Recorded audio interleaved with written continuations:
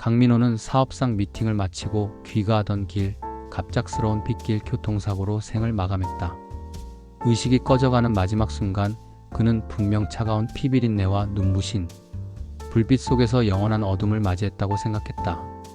그러나 눈을 뜬 순간 그 앞에 보이는 낯선 천장과 젊고 낯선 손, 그리고 이어지는 혼란스러운 기억에 그는 몸을 덜컥 일으켰다. 거울 속에 비친 얼굴은 20대 후반의 청년, 아들 도윤의 친구이자 딸 서연의 연인 박준호였다. 처음엔 이 상황이 믿기지 않았다. 하지만 몸의 움직임, 목소리, 손끝에 닿는 감각까지 분명 현실이었다. 강민호의 영혼은 준호의 육체 안에 갇힌 채 다시 세상으로 돌아온 것이다. 심장이 미친 듯이 뛰었지만 그보다 더 큰 공포는 앞으로 자신이 어떤 삶을 살아야 하는가였다. 민호는 곧장 가족을 찾았다. 아내 윤정희의 눈을 보자 오래된 정과 미움이 동시에 치밀어 올랐다. 그녀는 여전히 기품 있고 단정했지만 오랫동안 남편에게 숨겨온 비밀이 있음을 본능적으로 느꼈다. 준호의 신분으로 다가간 그는 곧 충격적인 진실과 마주했다. 정희가 남편 몰래 그의 오랜 사업 파트너와 은밀한 관계를 이어왔다는 것. 자신이 믿었던 가정, 헌신했던 아내의 삶은 온통 거짓과 배신으로 얼룩져 있었다. 분노와 배신감이 그의 가슴을 파고들었지만 더 기묘한 감정은 딸 서연을 바라볼 때 찾아왔다. 그녀는 준호를 향한 사랑스러운 눈빛으로 다가왔다. 그러나 준호의 몸 안에 있는 이는 아버지 강민호였다. 아버지의 시선으로 딸을 바라보며 동시에 그녀의 연인으로 대우받는 이 기묘한 상황은 차마 입 밖에 낼 수도 없는 죄의식을 불러왔다. 밤마다 민호는 갈등했다.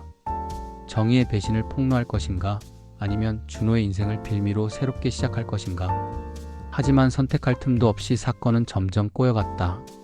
서연은 점점 더 깊이 준호에게 마음을 주었고, 도윤은 친구이자 아버지의 새 육체가 된 그를 경계하기 시작했다. 준호로 살아가면서 그는 전에는 몰랐던 자식들의 비밀까지 알게 되었다. 아들 도윤은 사실 아버지의 회사 자금을 빼돌리려는 계획에 가담하고 있었으며, 서연은 집안의 명예를 위해 숨겨야 할 충격적인 과거를 품고 있었다. 민호의 심장은 복수심으로 불타올랐다. 그는 이제 단순히 아내의 배신을 넘어 가족 전체를 뒤흔드는 음모의 진실을 파헤치고자 했다. 준호의 신분은 그에게 완벽한 가면이었다. 아버지로서는 알 수 없었던 진실들이 속속 드러나기 시작했다. 그러던 어느 날 민호는 우연히 알게 된다. 자신이 왜 하필 준호의 몸으로 환생했는지. 준호 역시 숨겨진 과거가 있었던 것이다. 그는 어린 시절 강민호와 얽혀있던 사건 속의 피해자의 아들이었고, 그 기억은 민호의 양심을 송곳처럼 찔렀다. 살아생전 무심히 지나쳤던 한 결정이 환생 후 자신을 옭아매는 운명의 덫으로 되돌아온 것이었다. 민호는 이제 선택의 기로에 섰다. 가족의 배신을 파헤치고 복수할 것인가, 아니면 전생에서 남긴 잘못을 속죄하고 새 삶을 열어갈 것인가. 하지만 모든 갈등의 끝에는 피할 수 없는 사실이 기다리고 있었다. 그를 향한 또 다른 죽음의 그림자가 다가오고 있었고, 이번에도 죽음을 맞는다면 다시 어떤 몸으로 깨어날지 알 수 없었다. 강민호의 이야기는 아직 끝나지 않았다. 그는 이제 두 번째 인생의 무대 위에서 과거의 죄와 현재의 욕망 사이를 아슬아슬하게 줄타기하고 있었다. 그리고 어느 날 또 한 번의 운명을 바꿀 만한 사건이 눈앞에 다가오기 시작했다. 강민호는 여전히 박준호의 얼굴로 살아가고 있었다. 낮에는 서연의 애인이자 도윤의 친구로, 밤에는 숨은 그림자처럼 집안의 비밀을 추적하는 이중생활을 이어갔다. 아내 윤정희는 여전히 우아한 미소로 가족을 돌보는 척했지만 민호의 눈에는 그녀의 모든 행동이 거짓으로 보였다. 몇 차례 준호의 신분으로 몰래 뒤쫓은 결과 그는 믿고 싶지 않은 장면을 직접 목격하고 말았다.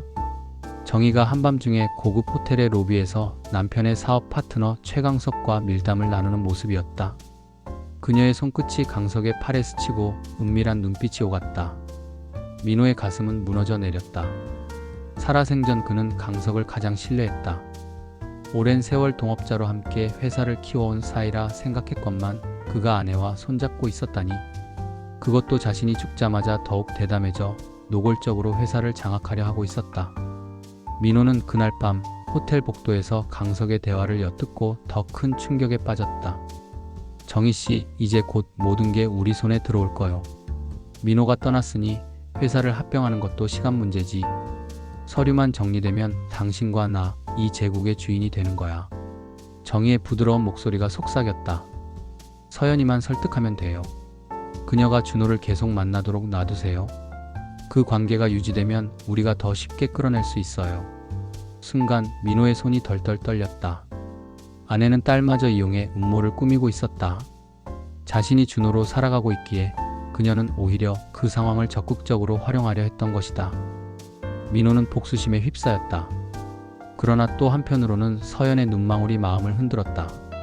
그녀는 순수하게 준호를 사랑했고 아버지였던 자신에게는 한 번도 보여주지 않았던 웃음을 준호에게 쏟아냈다.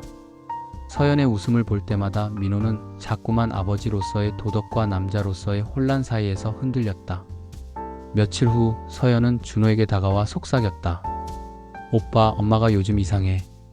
아빠 돌아가신 지 몇 달 안 됐는데 자꾸 집을 비우고 나 모르게 전화를 받아. 오빠는 아무 일 없는 것 같아 보여?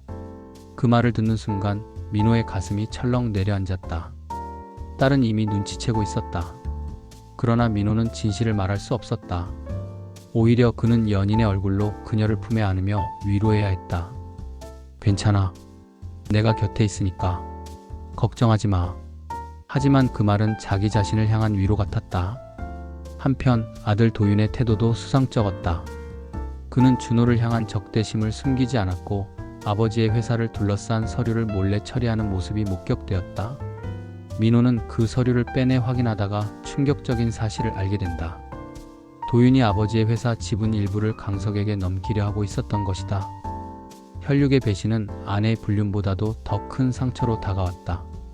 민호는 이제 모든 것을 알았다. 아내는 남편을 배신하고 사업 파트너와 손을 잡았고 아들은 욕망에 눈이 멀어 회사를 팔아넘기려 했다. 딸마저 그 음모의 희생양으로 끌려 들어가고 있었다. 그날 밤 민호는 혼잣말처럼 중얼거렸다. 내가 죽은 건 운명이 아니라 누군가의 계획이었을지도 모른다. 그 순간 등골이 서늘해졌다. 교통사고. 그것이 단순한 우연이었을까? 아니면 누군가 치밀하게 짜놓은 함정이었을까? 의심은 곧 확신으로 바뀌어갔다. 아내와 강석 그리고 도윤까지 혹시 그들 모두가 한 통속이었을지도 모른다. 민호는 다짐했다.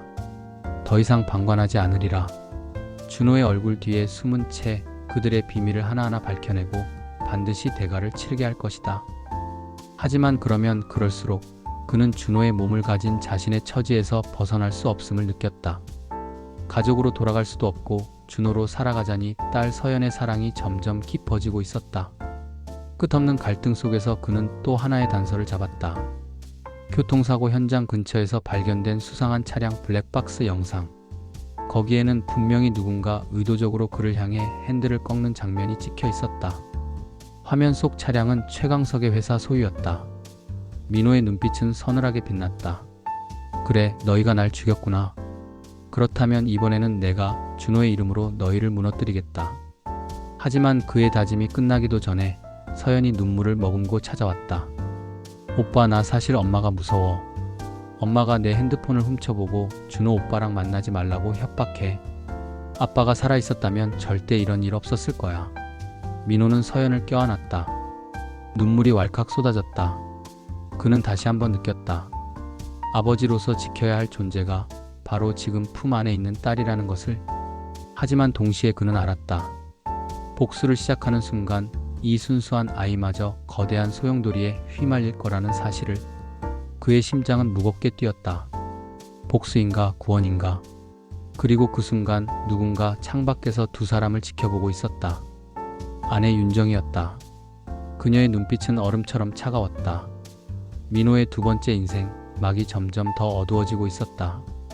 민호는 어둠 속에서 홀로 서류와 영상을 확인했다. 교통사고 블랙박스? 차량은 분명 최강석의 회사 소유였고 충돌 직전의 궤적은 누가 봐도 의도적인 돌진이었다. 심장이 천천히 식어가며 분노는 서서히 날카로운 칼날로 바뀌었다. 내가 죽은 건 사고가 아니었어. 계획된 살인. 속으로 중얼거린 순간 눈앞에 그날의 빗길이 떠올랐다. 브레이크 대신 힘껏 핸들을 꺾어 돌진하던 차, 그리고 차창 너머 스쳐 지나간 낯익은 얼굴. 바로 최강석이었다.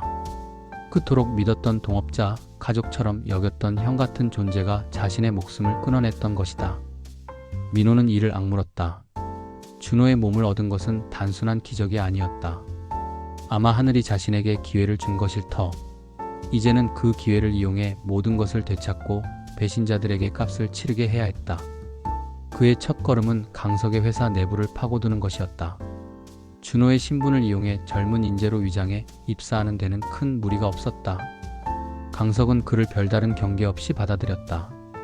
오히려 서연의 연인이라는 점 때문에 신뢰를 얻기 쉬웠다. 그러나 회사 내부는 이미 썩어 있었다.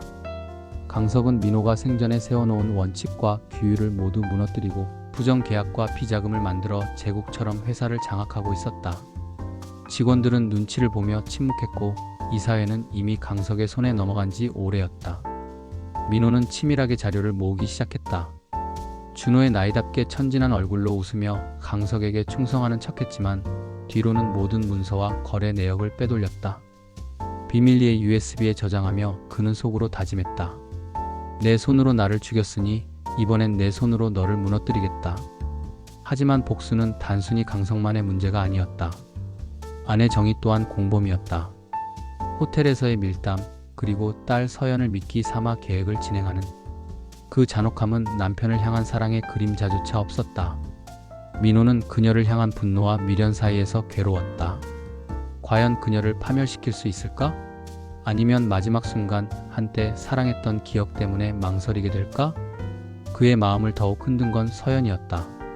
그녀는 점점 더 깊게 준호에게 마음을 주었고 민호는 그 마음을 밀어내지도 받아들이지도 못했다.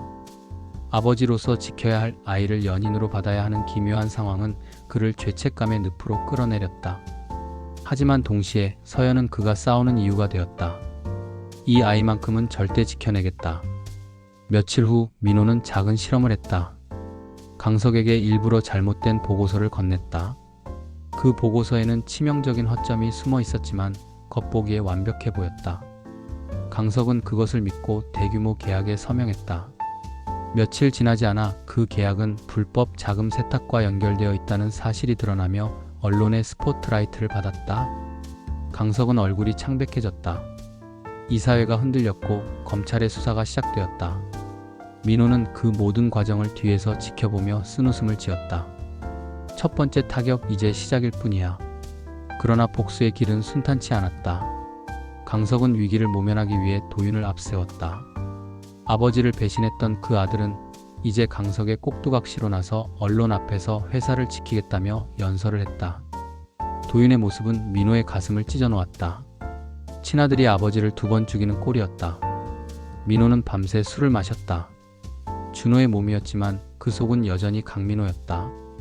그는 속으로 외쳤다. 내가 잘못 키운 거냐 아니면 내가 스스로 타락한 거냐 도윤아. 그럼에도 그는 멈추지 않았다.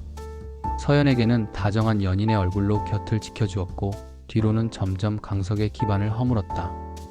비자금 계좌, 뇌물 수수 내역, 불법 인수합병 서류까지 하나하나 증거가 쌓일 때마다 그의 분노는 조금씩 달래졌다. 그리고 마침내 결정적인 증거가 손에 들어왔다. 교통사고 당시 CCTV 원본 영상. 거기에는 강석이 직접 운전석에 앉아있는 모습이 고스란히 담겨 있었다. 그것은 명백한 살인의 증거였다. 민호는 영상을 보며 피눈물을 흘렸다. 이제 끝이다. 내가 만든 함정에 내가 빠질 차례다. 그는 영상을 언론사에 흘리려 했지만 그 순간 누군가 그의 뒤를 덮쳤다. USB가 바닥으로 떨어지고 발소리가 멀어져 갔다. 쓰러진 민호가 고개를 들었을 때 어둠 속에서 발걸음을 옮기는 사람의 실루엣이 보였다. 그건 아내 윤정이었다. 그녀는 차갑게 미소 지으며 말했다. 민호 씨 아니 준호 씨. 내가 모를 줄 알았나요? 당신이 우리를 훔쳐보고 있다는 걸. 살아 돌아와도 결국 바뀌는 건 없어요. 이 세상은 이제 내 거예요. 민호는 비틀거리며 일어섰다. 심장이 미친 듯이 뛰었다. 아내의 배신은 더 이상 상상 속의 그림자가 아니었다. 그녀는 명백히 자신을 죽음으로 몰아넣은 공범이었고 지금은 또다시 그를 없애려 하고 있었다. 그러나 이번에는 달랐다. 그는 죽지 않았다. 살아남았고 환생했다. 그리고 이제 칼날은 그들의 목을 향하고 있었다. 정이 내가 나를 배신했구나. 하지만 기억해라. 난 끝까지 살아남아 널 파멸시킬 거다. 목소리는 낮고 서늘했지만 그 안에는 꺾이지 않는 의지가 담겨 있었다. 밖에서는 천둥이 울리고 창문 너머로 빗줄기가 세차게 쏟아졌다. 민호의 복수는 이제 막 불길처럼 타오르기 시작한 참이었다. 그리고 그 불길은 그의 가족, 그의 아내, 그의 아들, 그리고 강석을 집어삼킬 준비를 하고 있었다. 하지만 그는 알았다. 복수의 불길 속에 딸 서연까지 휘말릴지도 모른다는 것을. 그럼에도 멈출 수는 없었다. 이 길의 끝에서만 진실과 정의가 있을 테니까. 민호는 어둠 속에서 USB를 다시 움켜쥐었다. 다음은 마지막 한 수다. 강민호는 서버룸 문 앞에 섰다. 뜨겁게 달궈진 금속문에서 연기 냄새가 스며 나왔다. 안쪽에서는 경보음이 요란하게 울려 퍼지고 있었다. 그는 손잡이를 힘껏 당겨 열었다. 수십 대의 서버가 붉은 경고등을 깜빡이며 돌아가고 있었고 케이블은 뱀처럼 얽혀 있었다. 여기엔 강석의 모든 비밀이 저장되어 있었다. 민호는 곧장 키보드를 두드렸다. 준호의 젊은 손끝은 민첩했고 과거 사업가로서 갈고 닦은 감각은 여전히 정확했다. 몇 분도 지나지 않아 그는 비자금 계좌의 송수신, 내역, 가짜 계약 파일, 공무원들에게 흘러간 뇌물 기록까지 꺼내냈다. USB에 저장하는 순간 문이 벌컥 열리며 강석이 달려 들어왔다. 얼굴은 잿빛이고 눈은 짐승처럼 날카로웠다. 멈춰 민호. 이제야 이름을 부르네. 내가 누군지 알고 있었다. 하지만 설마 이렇게까지 기어오를 줄은 몰랐지. 강석은 권총을 꺼내 겨눴다. 총구는 흔들림 없었지만 그의 손은 땀으로 젖어 있었다. 민호는 USB를 움켜쥔 채 미소를 지었다. 넌 끝났어. 이 자료만 세상에 나가면 내겐 남은 길이 감옥뿐이야. 강석은 숨을 고르며 씩 웃었다. 그래, 감옥이라도 좋다. 하지만 넌 오늘 여기서 끝이야. 방아쇠가 당겨지는 순간 누군가 몸을 날려 강석을 밀쳤다. 총성이 천둥처럼 울리며 벽이 깨졌다. 민호가 눈을 돌리자 거기에 서 있는 이는 정이었다. 그녀는 손에 피를 흘리며 민호를 노려봤다. 민호 아니 준호. 내가 널 살린 거야. 하지만 이건 마지막이야. 더 이상 우리 가족을 파괴하지 마. 가족? 내가 말하는 가족은 이미 무너졌어. 내가 무너뜨렸잖아. 정의의 눈가에 눈물이 맺혔다. 그러나 그 눈빛은 여전히 단단했다. 그녀는 권총을 발로 밀어 멀리 날려버렸다. 강석은 절규하며 몸을 일으켰지만 경비들과 경찰이 들이닥쳐 그를 제압했다. 민호는 손에 USB를 쥔 채 천천히 걸어 나왔다. 밖에는 이미 경찰차와 구급차가 뒤엉켜 있었고 언론 기자들이 몰려 있었다. 섬광이 번쩍이며 수많은 카메라가 민호와 정의를 비추었다. 민호는 잠시 망설였다. 이 모든 것을 세상에 공개하면 강석은 물론 정의와 도윤까지 파멸한다. 하지만 침묵하면 자신이 다시는 정의를 말할 수 없었다. 그때 서연이 군중을 뚫고 달려왔다. 눈은 눈물로 젖어 있었고 목소리는 떨렸다. 오빠 아니 아빠. 제발 그만해. 우리 그냥 떠나자.